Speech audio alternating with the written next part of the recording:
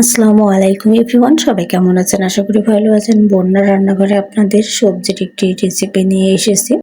ট্যাংরা মাছগুলো ভালো করে ধুয়ে লবণ, হলুদের গুঁড়ো, মরিচের গুঁড়ো দিয়ে মাখিয়ে রেখেছিলাম। তেলটা খুব ভালো গরম করে নিয়ে মাছগুলো ভেজে নেব। এখানে একটা সুন্দর টিপস রয়েছে।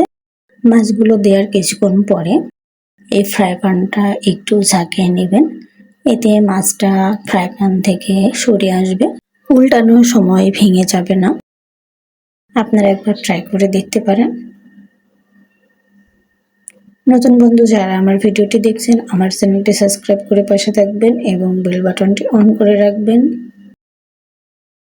দেখুন সবাই কত সুন্দর আলাদা আলাদা হয়ে গেছে, এখন কত সুন্দর উঠে আসছে। এভাবে করে ভেজে নেব। আজকে আপনাদের ট্যাংরা মাছ দিয়ে পুঁই শাকের ডাঁটার একটি সুন্দর রেসিপি দেখাবো।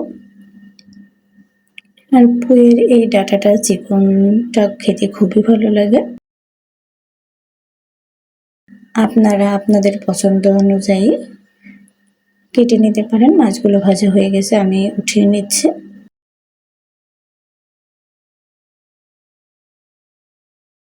মাছগুলো ভাজা হয়ে গেছে, সেই তেলের মধ্যে কিছু পেঁয়াজ কুচি ভেজে নিয়ে এখানে মশলাগুলো অ্যাড করে দিব। আর আমি সবসময় সবজিটা সিম্পল মশলা দিয়ে রান্না করার চেষ্টা করি।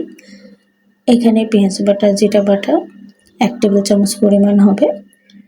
পেঁয়াজের সঙ্গে একটু নেড়ে চেড়ে নিব।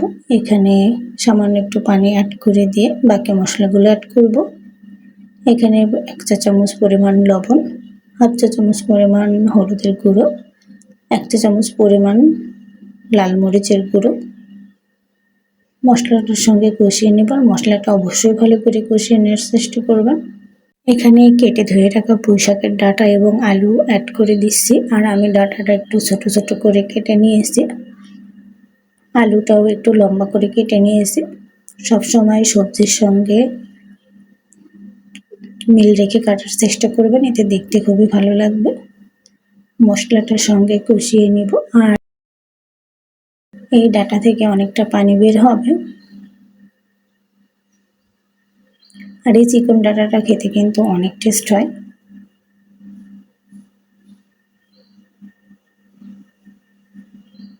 একটু নেড়ে চেড়ে দিয়ে কিছু সময় ঢেকে রান্নাটা করে নিব।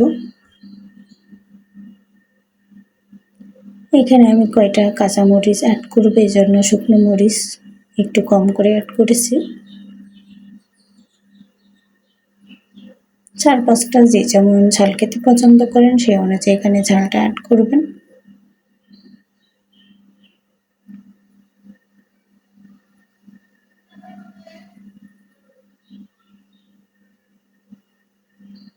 একটু ঢেকে দিব। আর অবশ্যই মাঝে মাঝে একটু নেড়ে চেড়ে দিতে হবে। দেখুন কিছুটা পানি বের হয়েছে। আমার ভিডিওটি ভালো লেগে থাকলে শেয়ার করবেন আর ভালোবাসা দিয়ে পাশে থাকবেন। আর যারা ভালোবাসা দিয়ে গেছেন অবশ্যই কমেন্ট বক্সে জানিয়ে যাবেন, আমিও আপনার পরিবার থেকে ঘুরে আসব। এখানে পানিটা শুকিয়ে গেছে, আর একটু পানি অ্যাড করে কষিয়ে নিব। অনেকে কি করেন, এই পর্যায়ে একবারে ঝোলের জন্য পানি অ্যাড করে দেন। এটা না করে আপনারা আর একটু কষিয়ে নেবেন, এতে টেস্টটা দ্বিগুণ বেড়ে যাবে।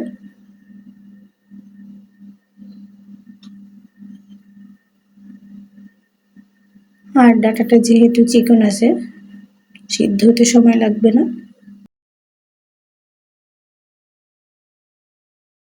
কিছুক্ষণ পরেই দেখুন ঝোলের জন্য পানি অ্যাড করে দিয়েছি। একটু নেড়ে চেড়ে দিব।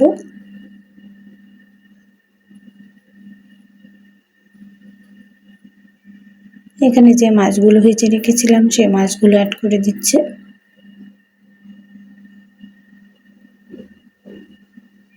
ট্যাংরা মাছ দিয়ে এই পুঁই শাকের ডাঁটাটা অনেক ভালো লেগেছে। আপনাদের যদি এভাবে ভালো লেগে থাকে আপনারা অবশ্যই বাসায় রান্না করবেন। ঝোল অনেকটাই কমে এসেছে, আর যে যেমন ঝোল খেতে পছন্দ করেন সেই অনুযায়ী রাখবেন। আর লবণটা অবশ্যই এই পর্যায়ে চেক করে নেবেন।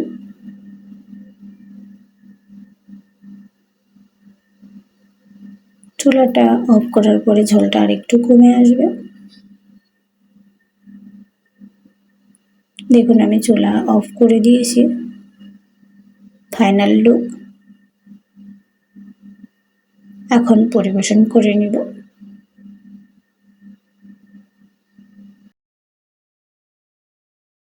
আজকের আমার এই পুঁই শাকের ডাঁটা দিয়ে ট্যাংরা মাছের রেসিপি আপনাদের কাছে কেমন লাগলো অবশ্যই জানাবেন। যদি এভাবে ভালো লাগে আপনারা অবশ্যই রান্না করবেন, আশা করি অনেক ভালো লাগবে। ট্যাংরা মাছ দিয়েই যে এটা রান্না করতে হবে এমনটা নয়, এটা যে কোনো মাছের সঙ্গে অনেক ভালো লাগে এই ডাঁটাটা। অবশ্যই ট্রাই করবেন। নতুন কোনো ভিডিও নিয়ে আপনাদের মাঝে চলে আসবো। ততক্ষণ পর্যন্ত সবাই ভালো থাকবেন আর ভালোবাসা দিয়ে সবাই সবার পাশে থাকবেন। আল্লাহ হাফেজ।